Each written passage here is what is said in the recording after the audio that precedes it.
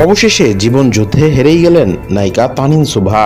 দীর্ঘ ৮ দিন হাসপাতালের আইসিইউতে থাকার পর মঙ্গলবার সন্ধ্যায় অভিনেত্রীর লাইফ সাপোর্ট খুলে দেওয়া হয়। এদিন মঙ্গলবার সন্ধ্যা ৭টা ৫৭ চিকিৎসক তাকে মৃত ঘোষণা করেন।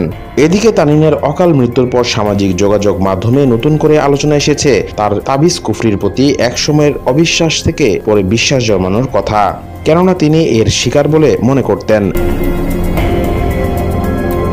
১৯ মে একটি ফেসবুক পোস্টে নিজের শারীরিক অবস্থার অবনতির কথা জানানোর পাশাপাশি তার তাবিজ কবজের প্রতি বিশ্বাস জন্মানোর প্রসঙ্গ আনেন তানিন সুভা। সেটি নিয়েই এখন নেটিজেনদের মধ্যে আলোচনা। ফেসবুক পোস্টে তানিন সুভা লেখেন, কোনোদিন আমি তাবিজ বা কুফরিতে বিশ্বাস করতাম না, এখন করি। সুস্থ একটা মানুষকে এভাবে মেরে ফেলার চেষ্টা করে কি লাভ? ঘরের আনাচে গানাচে কত কি যে পেলাম, কেন এমন করছেন? আমি তো কারো ক্ষতি করিনি। লাস্ট ৪ মাস ধরে শুধু অসুস্থ আর অসুস্থ আমি। এসবের ফল পাবেন, চিন্তা করেন না। আল্লাহ ছাড় দেয় কিন্তু ছেড়ে দেন না। এদিকে তানিন সুভাকে দেওয়া সেই স্ট্যাটাস ঘিরে যখন চলছে নানা আলোচনা, ঠিক তখনই কালো জাদু নিয়ে মিষ্টি জান্নাত একই অভিযোগ তুললেন। ফেসবুকে দেওয়া এক পোস্টে মিষ্টি জান্নাত বলেন, আমাকে ২০১৭ সালে কালো জাদু করা হয়েছিল। আমি জানি এটার ভয়াবহতা।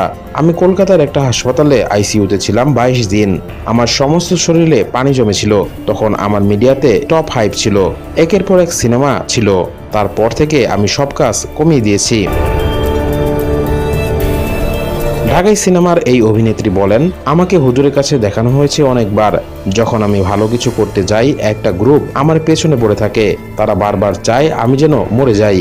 এখন চাচ্ছে বিভিন্ন মানুষ দিয়ে বাজে কমেন্ট নিউজ করিয়ে আমাকে মানসিকভাবে আঘাত করে সুইসাইড করাতে। কিন্তু আমি সুইসাইড করার মেয়ে না। আমার যদি কিছু হয় তাহলে ওরা দায়ী থাকবে। আবারও আমার পিছে লেগেছে ওরা।